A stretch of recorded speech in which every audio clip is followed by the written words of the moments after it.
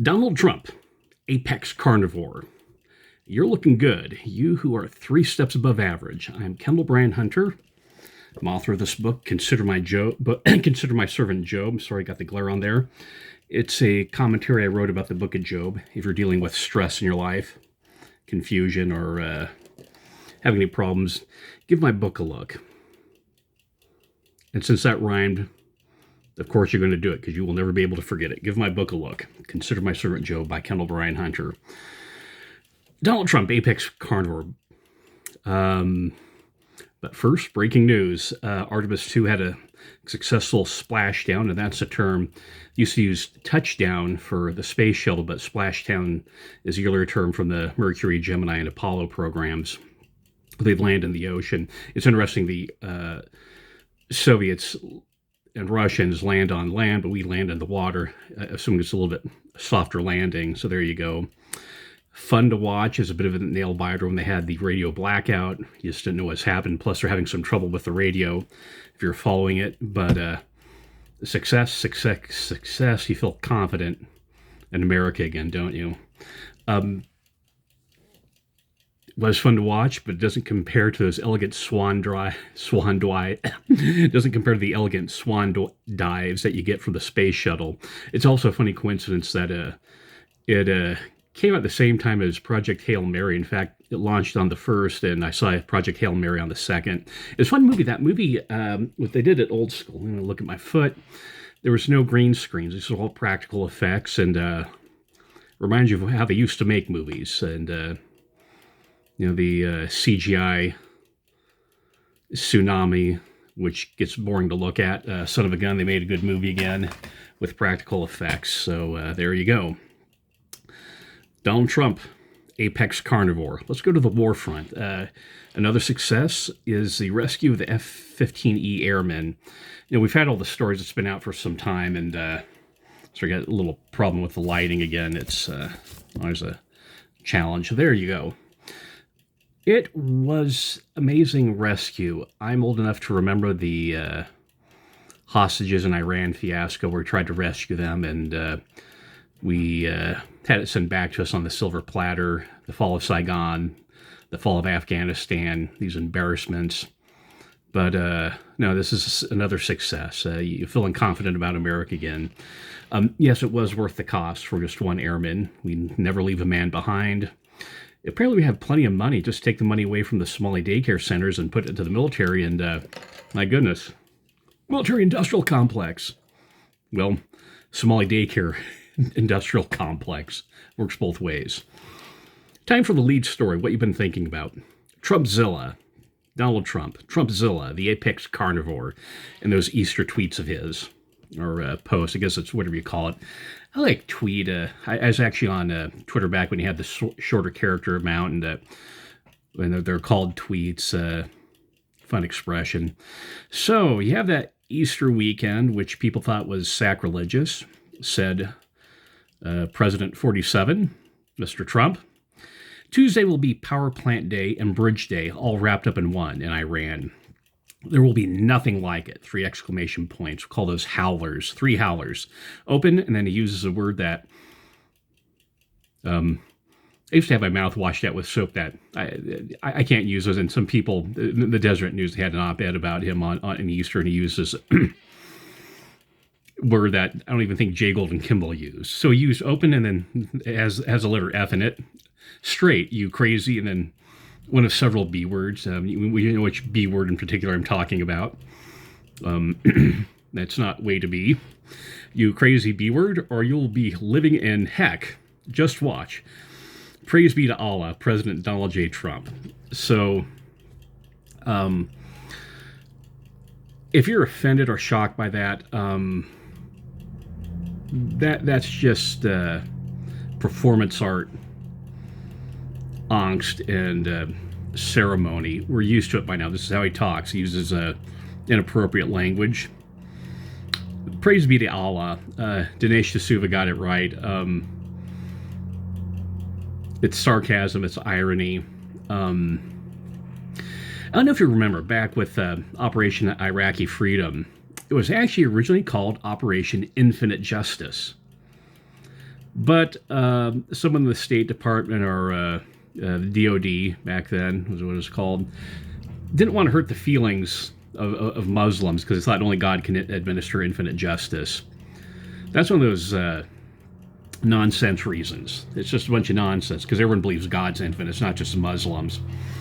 And so that tells you that, at least it told me, it's like, okay, we're going to have some problems here because we're trying to win a war without hurting people's feelings. So he said, praise be to Allah, and he doesn't care. Now, because he said that, of course, he's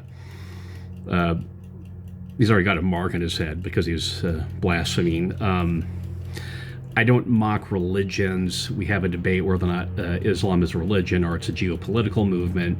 It depends on how you interpret it. I'm going to talk about that a little bit later. So he said that, and then he had the follow-up tweet. And this is where people haven't been this bonkers since the Proud Boys hoax came out.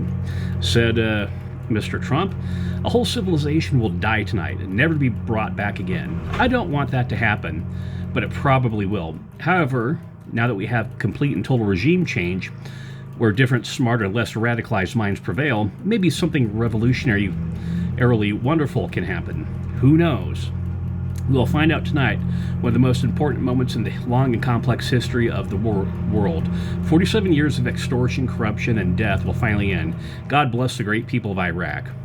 Okay, same mouth, and none of these, same mouth, but it's not a potty mouth, shall we say. He posted that, and of course, you had another, this performance art anxiety call for the 25th Amendment. Matthew Harris, who's a critic of Ezra T. Benson, did that. And I thought it was just funny. It's this dyscalculia. You have dyslexia for words, and you have dyscalculia for numbers. Not confused with Dracula, who's governor of California. Remember, this is all fun. Dyscalculia. The left could not see the number 25 when Biden had these obvious cognitive issues until it got to the point during the debate where we were watching it in real time. Biden zoning in and out. We saw it beforehand. We knew it. We were laughed off. But you can see the number 25 with Biden, but that's the only number you can see. Instead of 47, this number's 25. You got any questions about that? Go to your library. The answer's in your library. Get a copy of the book, Original Sin. The point, again, this is that book in one sense. Everyone knew what was going on, and everyone was covering it up. And you understand the self-interest involved, but someone had to be a patriot and a statesman and said, okay, this has gone too far. One thing I don't understand is why Biden didn't resign. Kamala Harris would have been president, and she would have won for re-election as president, which would have given her an edge over Donald Trump. Okay, think about that. If Biden had resigned, Harris would be president, and she would have run as president with as an incumbent against Donald Trump. That might have made a difference, but this whole pride, because in other countries it's a common for the prime minister to resign, parliamentary countries, but in America, no, it's seen as a weakness. But I don't know. It would have worked. I think it would have worked. So, 25th Amendment for Trump. Couldn't see it for Biden. Double standard. The Freudian slip. Then, now he didn't say he was going to nuke them back to the Stone Age in this tweet, but there's, I think he said this in some other cases, although you can never be sure with fake news. Now, it's not all fake news, but you do have to double check things. So, Donald Trump, the third tweet post, the third truth, I guess that's the correct term for Truth Social, based on conversations with Prime Minister Shehbaz Sharif and Field Marshal Asim Munir of Pakistan, and wherein they requested that I hold off the destructive force being sent tonight in Iran and subject the Islamic Republic of Iran, agreeing to the complete, immediate, and safe opening of the Strait of Hormuz, I agree to suspend the bombing and attack of Iran for a period of 2 weeks. This will be a double-sided ceasefire. The reason for doing is so that we have already met and exceeded all military objectives, which is true, and are very far along with a definite agreement concerning long-term peace with Iran and peace in the Middle East. We received a 10-point proposal from Iran and believe it is a workable basis on which to negotiate. Also, all the various points of past contention have been agreed to between the United States and Iran, but with a 2-week period will allow agreement to be finalized and consummated. On behalf of the United States of America, as President, also representing the countries of the Middle East, it is an honor to have this long-term problem close to resolution. Thank you for your attention to this matter. President Donald J. Trump. Okay, so what happened? What was going on? Just I have to do some lighting adjustment.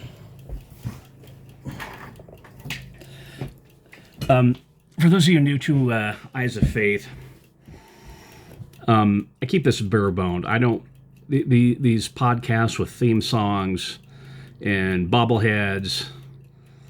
That doesn't work for me. It's just you, me, and the truth. It's just I'm not here to make money. I'm doing this as best I can, cheaply as possible.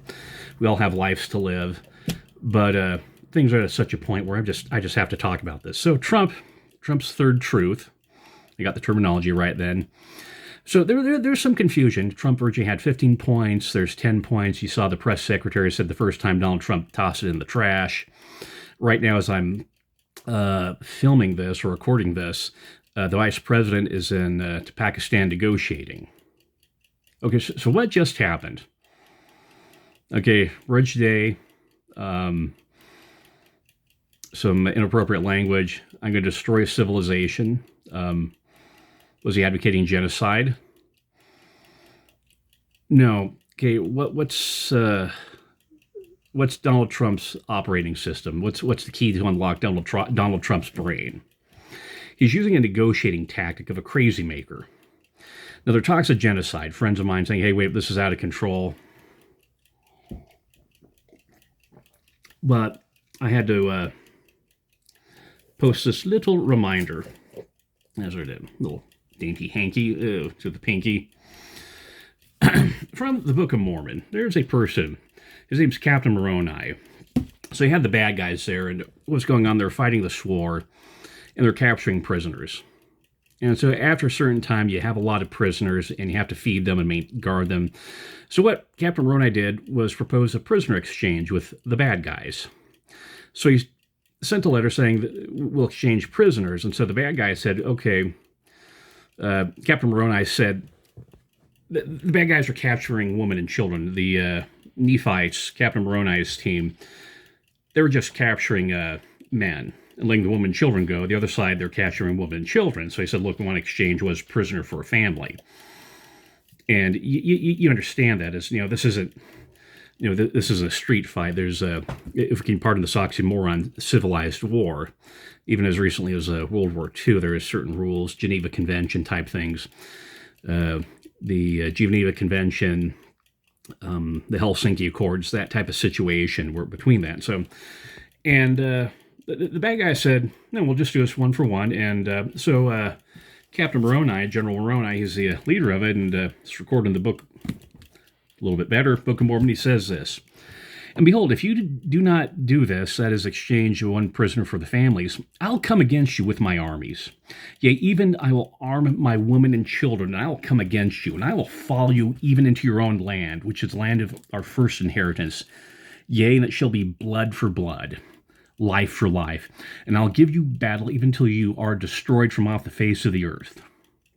Book of Mormon. So is that genocide? Did you just read genocide in the Book of Mormon? Continues Captain Moroni. Behold, I'm in my anger, and also my people. You have sought to murder us, and we have only sought to defend ourselves. Does that sound a little familiar with terrorism? We're defending ourselves, and you're trying to kill us. But behold, if you seek to destroy us more, we'll seek to destroy you, and we will seek our land, the land of our first inheritance. Now I close my epistle. I am Moroni. I am the leader of the people, the Nephites. Book of Mormon, Alma, chapter 54, verses 12 through 14. Was that genocide? Did Captain Moroni activate... is the Book of Mormon about genocide? Do the heroes of the Book of Mormon, are they Nazis? No. What's that? Holodomor, the famine in Ukraine? No, this is cultural sensitivity. It's trash talking. Because what happened in the next chapter, what Captain Moroni does, is he gets the guards drunk, and while they're drunk and passed out, they sneak into the city and they start arming the men, women, and children. And they just sit there when they wake up. So this is the walled city. Inside the city, all the prisoners have weapons. Captain Ronan's army's outside. So yeah, they surrender. Okay, same thing with Donald Trump. What does he say versus what does he do? This is a negotiating tactic. Now, does it? Yeah, we have these nuclear warheads. We have these aircraft carriers and designed for a purpose, designed to protect citizens. Who's the aggressor? Have you forgotten 9/11? That old song, Have You Forgotten? And another thing, too, is think about the operating system, the cultural sensitivities. Now, the American operating system is life, liberty, and property.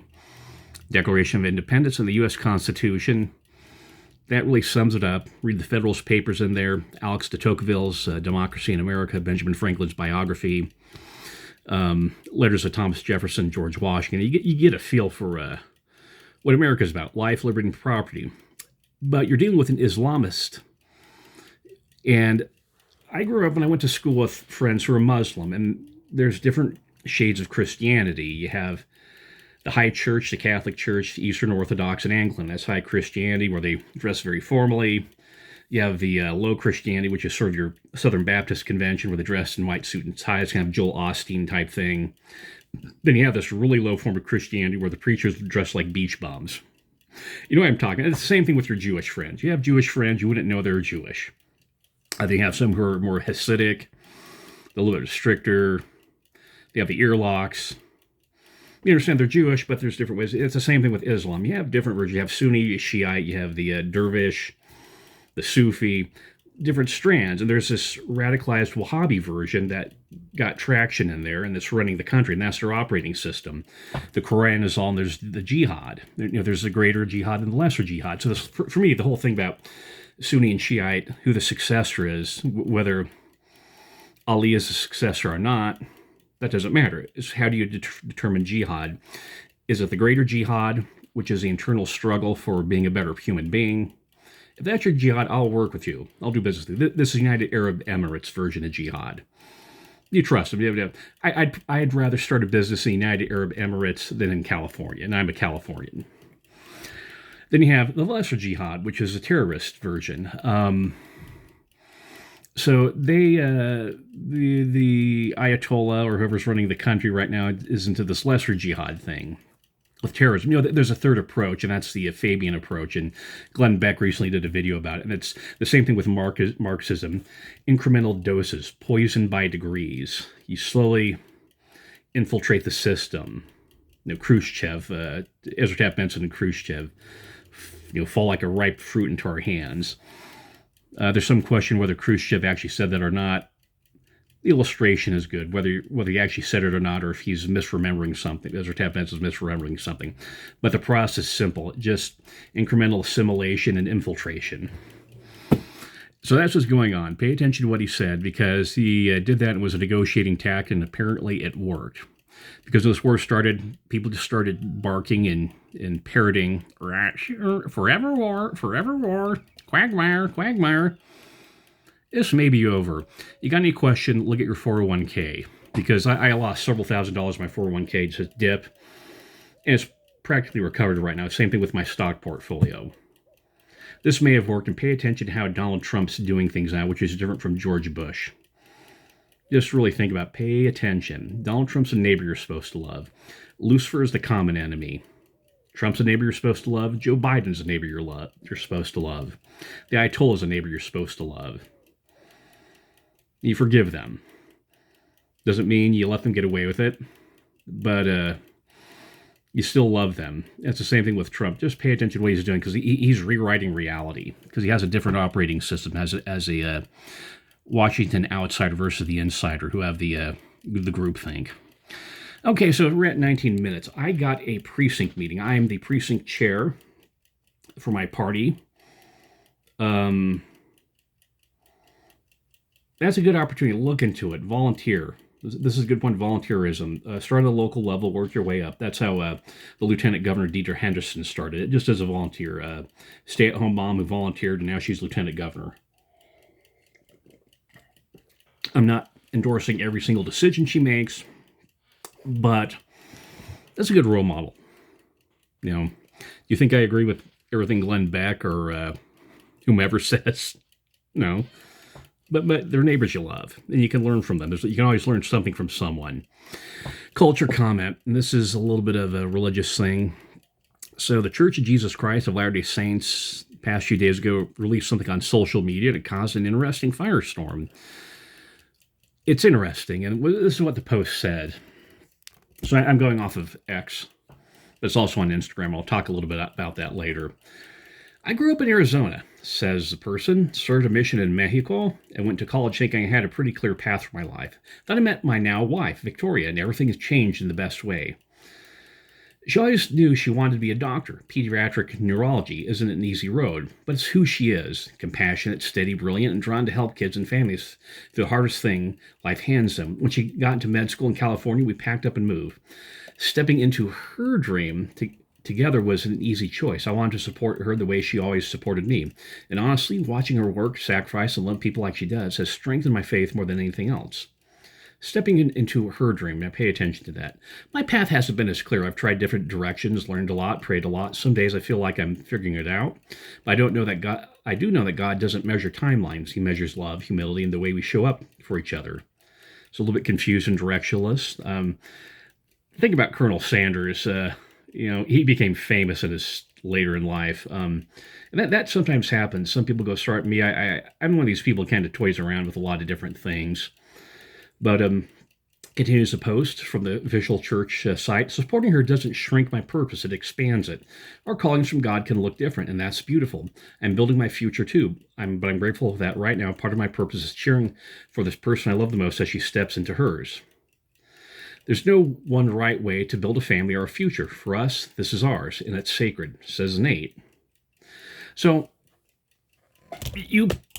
if you haven't heard about that, you probably saw it, and as I was reading it, you probably have these different opinions about it. First going into this, I respect individual situations and approaches, but I just feel like there's a little bit more at play right now. So I said, yeah, it obviously caused a firestorm.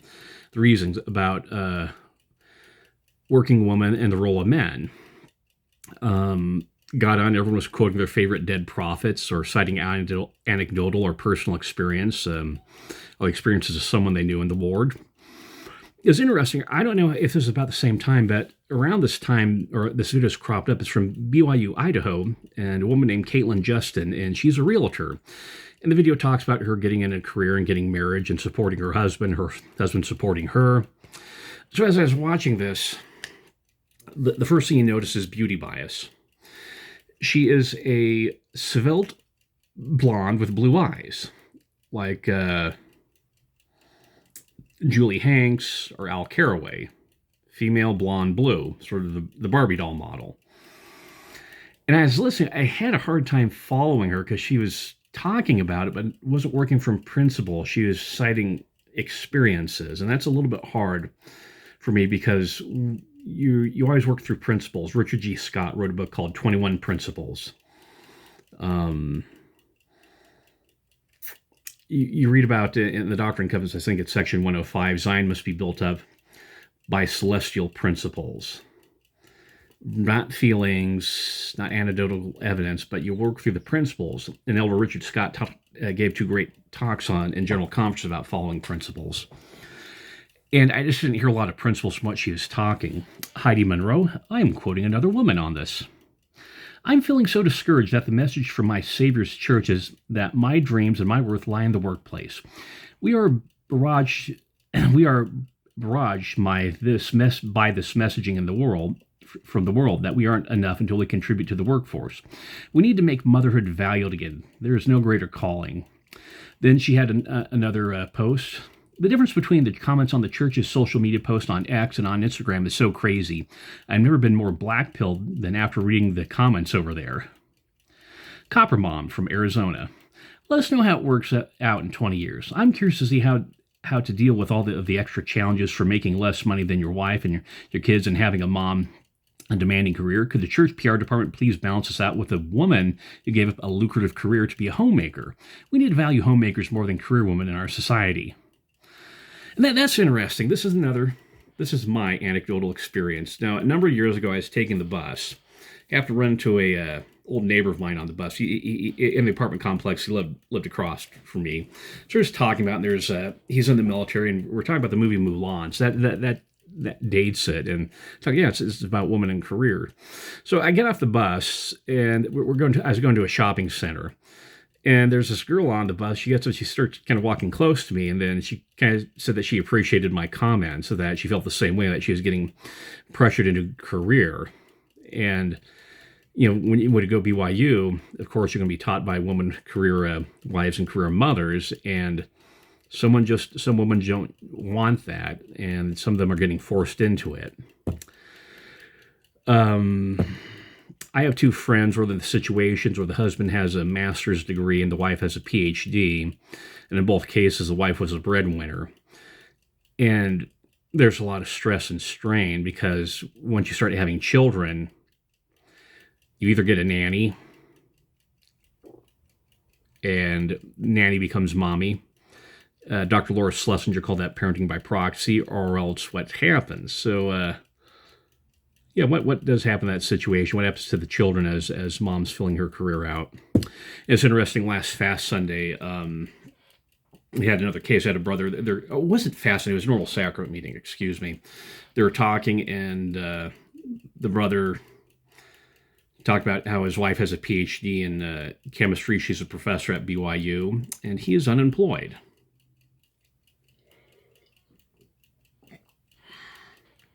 Let that soak in. I make it a point to pray for this brother.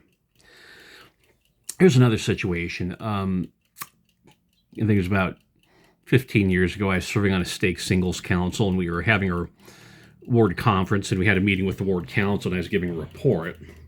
And I talked about the fertility issues, stuff that President Oaks has talked about, stuff they talk about in general conference. So I said, yeah, we have this issue, is that we're having a fertility problem, and we're on this track where people aren't getting married.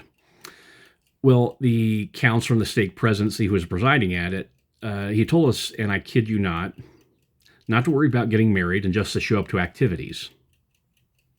Let me repeat that. Now, admittedly, I'm going off of memory, a couple of decades ago, or a while ago, 15 years ago. Just show up to activities and don't worry about getting married. President Russell M. Nelson said, seek and expect miracles. What messaging did I get?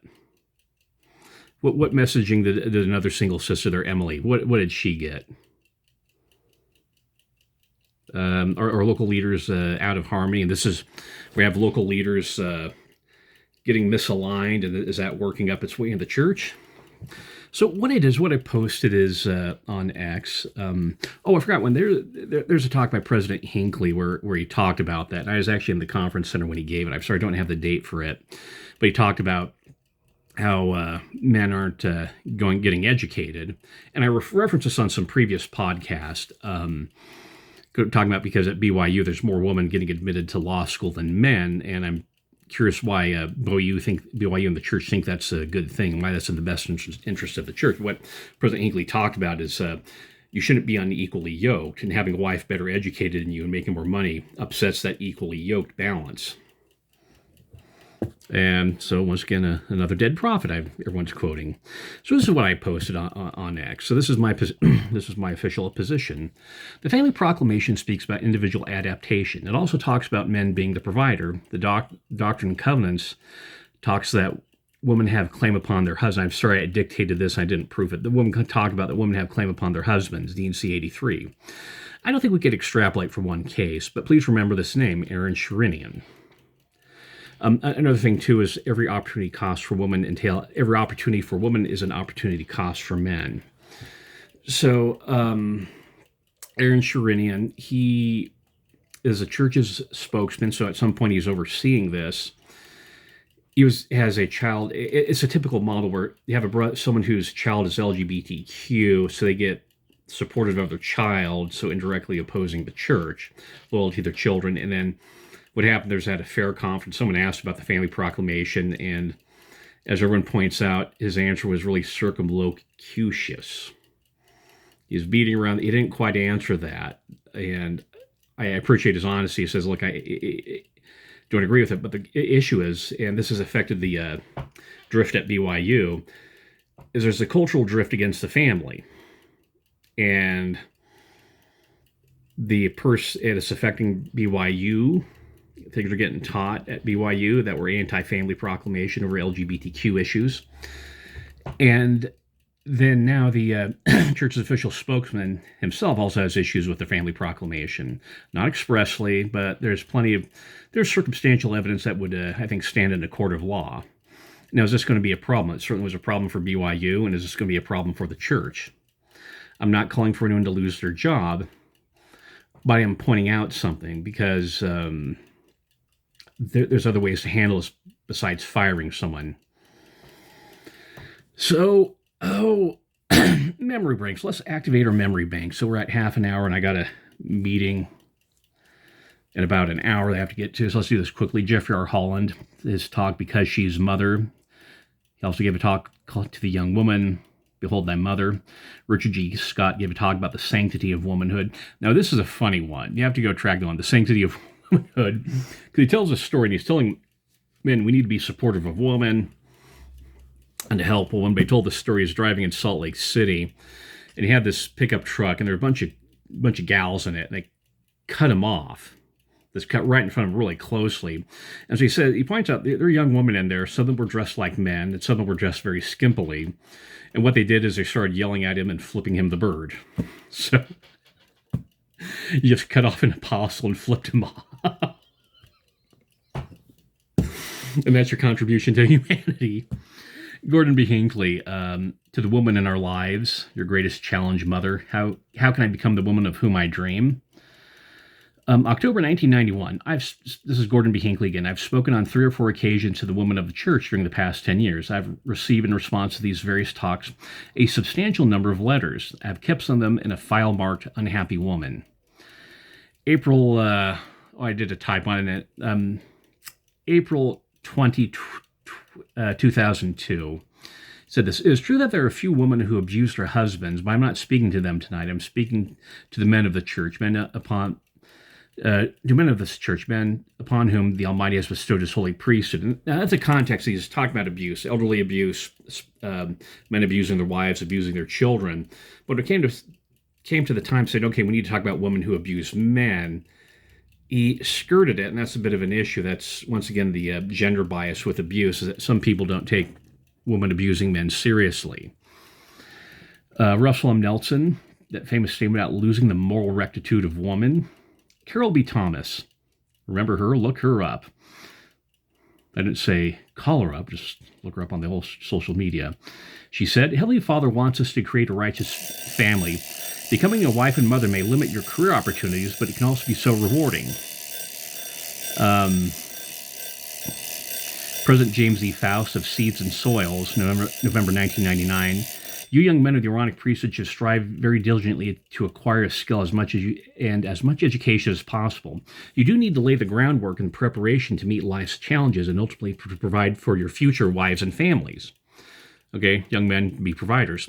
In a way, young men who do not awaken early to their God-given talents and possibilities are not fully honoring their priesthood. Now, like I said, you can have one individual case or even 20 of them. That doesn't discount the rule, but young men who do not awaken early to their God-given talents and possibilities are not fully honoring their priesthood. Neil A. Maxwell, put your shoulder to the wheel.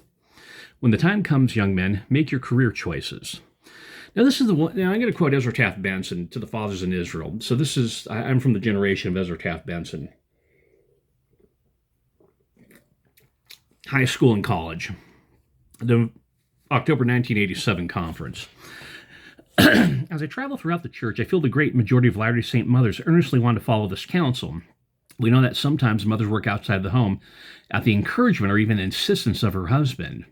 It is he who wants the items of convenience that extra income can buy. Not only will the family suffer in such cases, brethren, but your own spiritual growth and progression will be hampered. I say to all of you, the Lord has charged men with the responsibility to provide for their families in such a way that the wife is allowed to fulfill her role as mother in a home. Now, that's interesting, because you go back to the case of the church story. This isn't a necessity. The husband's still kind of poking around with a career. And it's interesting. What you do is you get a base career that keeps the cash flow, and you springboard into what you really want to do. That's a good model. That's your life supporters thing. But this other one is, what do you do in the case when the wife feels very strongly about her dream and the husband's a little wishy-washy? That's not what President Benson is talking about. It's not where the husband loses his job. This actually happened. My dad got fired from his job over quotas, from what I understand. So my mom had to go back to work to make ends meet. We were in high school at the time, so it didn't really affect us because we spent all the time in high school. But yeah, that's, like I said, notice the fact pattern with President Benson. It's husbands who want possession to make their wives work versus a husband who's kind of looking for stuff, and the wife has a strong passion. That's a different fact pattern. Ezra T. Benson to the young woman of the church. October 1986. Teach your daughters to prepare for life's greatest career, that of homemaker, wife, and mother. Teach them to love home because you love home. Teach them the importance of being a full-time mother in the home. Now, here's the interesting thing. James E. Faust, April 1993, gave a talk called Father Come Home. You just have to read the title. You know what the conference talks about from the title. Just right there. However, in April 2007, this isn't a conference talk. This is an article in the Ensign, and he had Shauna Bird Dunn. She gave a talk called Mother Come Home. James E. Faust, Father Come Home, Mother Come Home. Said Sister Dunn, when I was a teenager, I decided that when I grew up, I wanted to be a leader of a large corporation. I planned the rest of my education based on that decision. I took foreign language and advanced placement classes in high school and majored in marketing and economics in college, all to strengthen my resume, and progressed along that path towards corporate leadership. Does this feel like we're stepping sort of like one of those body swap comedies where husband and wife or a man and woman swap bodies? Sort of a Freaky Friday, is this a doctrinal Freaky Friday? I had my life mapped out. After my mission, I'd graduate with a law degree and a master's degree in administration, worked for several years, get married not before the age of 30. Now think about that old biological chick clock that you cannot change. Doesn't care about your career choices. Get married at not before the age of 30 at the marriage. So then after a couple of years, I'd maybe consider having a child. Right in the middle of my graduate studies, the Spirit strongly told me I should marry the young man I was dating. So you finish up the rest of the story, but really think about this. Okay, this is a woman with a strong ambition. She made a lot of choices, and Henry B. Eyring gave a talk on the Family Proclamation, and he gave this counsel. He said, this is a BYU speech. So Henry B. Eyring, it's the Family Proclamation talk when you scroll through it. I heard him say this. So I'm doing this off of memory. He said that sometimes when you prepare for the worst, that can actually make the best thing not happen. That a woman who's saying, okay, I need to prepare for a career, that can actually interfere with her marriage. And this is a good instance of this. Just saying, okay, I need to have this career planning, and preparing for the worst can prevent the best from happening. So exceptions. President Oaks gave a talk called Dedication of a Lifetime. That's a good classic. You should reread everything President Oaks conference talks, but he also has his BYU speeches and CES speeches, and those don't show up in the study thing that the church has. The study plan that's on the church's app. Said President Oaks, now, brothers and sisters, if you are troubled about something we have just said, please listen very carefully to what I will say now. Perhaps you are a young man feeling pressured by what I have said about the need to start a pattern of dating that can lead to marriage, or a young woman troubled at what we have said about needing to get on with your life. If you feel you are a special case so that the strong counsel I have given doesn't apply to you, please don't write me a letter. Why would I make this request? I learned that the kind of direct counsel I've given results in a large number of letters from members who feel they are an exception, and they want me to confirm that the things I have said just don't apply to them in their special circumstance. They told a story about, they gave a talk about thou shalt not kill, and then someone who is a serviceman in the Korean conflict told him that, you just said I was a killer, I'm not going to go to heaven. And it's like Elder Oak said, no, this is a different circumstance. As a general authority, it's my responsibility to preach general principles. When I do, I don't try to define all the exceptions. There are exceptions to some rules. For example, we believe the commandment is not violated. The commandment is not violated by killing pursuant to a lawful order of an armed conflict. But don't ask me to give an opinion on your exception. I only teach general rules. Whether an exception applies to you is your responsibility. You must work that individually between you and the Lord. And so you think about this post in isolation, is not problematic as I see it. Because the family proclamation, remember, that's the standard. Our objective standard, the rule, our measuring rule. What's our rule? What's a straight line? What's a crooked line? The family proclamation. And we read that it does allow for individual adaptation and exceptions. But then you have this broader trend of anti-family proclamation at BYU. And the PR person with the church, Aaron Sherinian, he was overseeing it. But then the context then gets a little bit trickier. Plus, you have the macro trends going on. Like I said, I have 3 people in my ward where it's the wife has a PhD and the husband is a little poodle getting lit along. So here's a question. Careerism for men is bad, father come home, but fulfilling for woman is a cultural need. Having a career and focusing on career is bad for men, but it's fulfilling for a woman. That's a little mixed messaging. It's a Sister Camille Johnson effect, the Relief Society president who has a JD and was head of it. And it's interesting. The president of the church and the head of the Relief Society are both lawyers. What does that mean? I don't know. But it's an interesting fact. Messaging for men and job displacement. I think I skip over that. We're running a little bit short on time. Interesting, too, similar to the mixed messaging is you have sister leaders in the mission. So on my mission, there is a very precise thing that coveting a calling can destroy your mission. Doesn't matter where you serve, but how. And there's no stepladder approach in the church. But son again, these women have these wonderful opportunities to be sister leaders.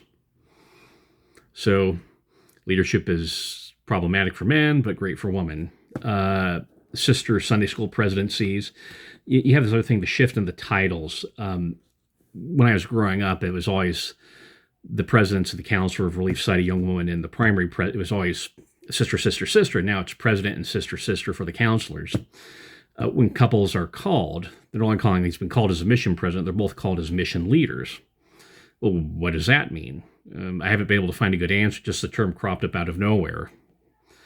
Dallin Choke said, and this is in his recent book, Gospel Basics, I've also seen some faithful women who misunderstand how priesthood authority functions. Mindful of their relationship with their husband and the family, some wives have sought to extend that relationship to their husband's priesthood calling, such as bishop or mission president. A little mixed messaging here. It's the husband and wife are mission leaders, but President Oak says, the wife isn't the mission president. So I'm always open for clarification. So please, if you work for the church, if you're a general authority, please comment. You can clear up a lot of confusion, and I promise I'll repeat it.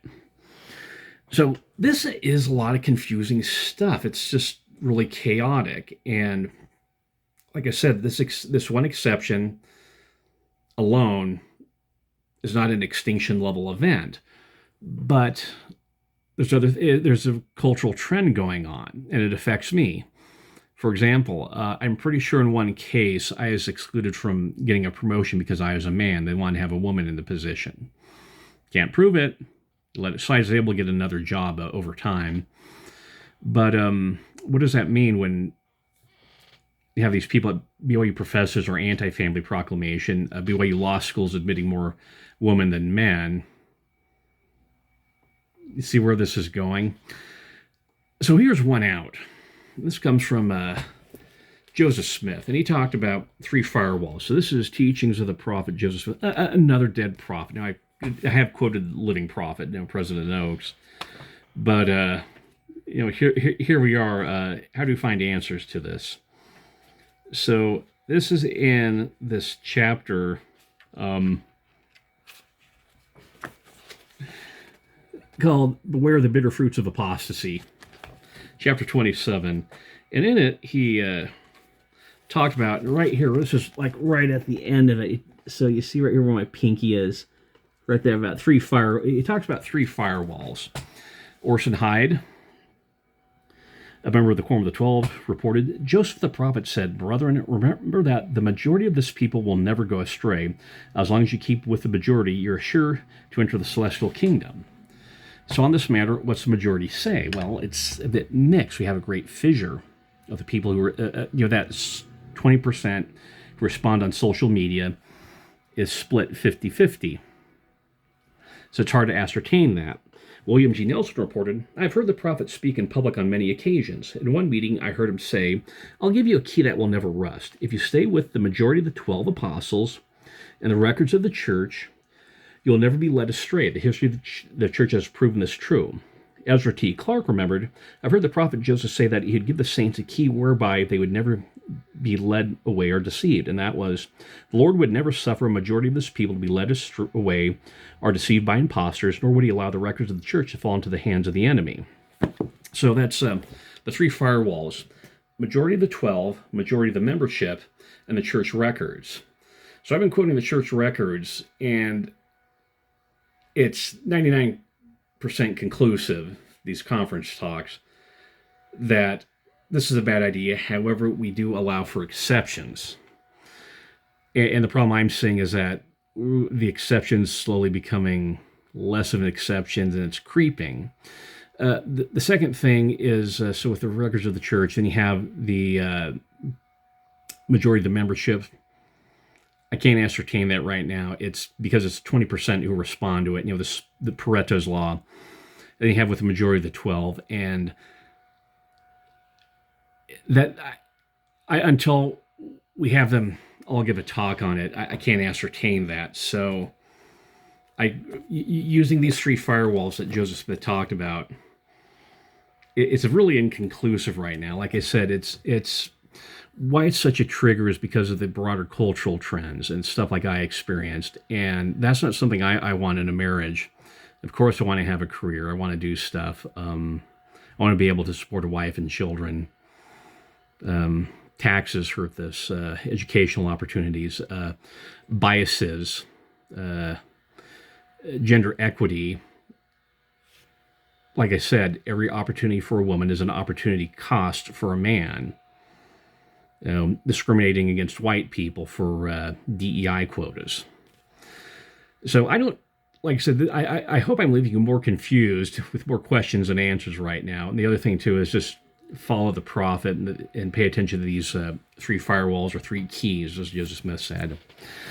So the e-devotional, to wrap things up, I feel to emphasize the warning. This is President Oaks at BYU. I feel to emphasize the warning President Russell M. Nelson issued us, that in coming days it will not be possible to survive spiritually without the guiding, directing, comforting, and the constant influence of the Holy Ghost. One of the many reasons you will need the constant influence of the Holy Ghost is that you live in a season in which the adversary has become so effective at disguising the truth that if you don't have the Holy Ghost, you will be deceived. Many obstacles lie ahead. The distractions will be many. Even active members may sometimes have concerns about some historical, doctrinal, or social issues connected with the church. So, at the end, follow the living prophet. Just get the spirit about it. The real question is what this other member is. The question is, for you, when you read the proclamation, what do you need to do?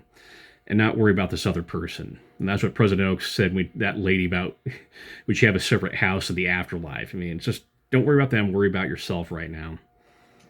And that's a passing scene with the eyes of faith. Thank you.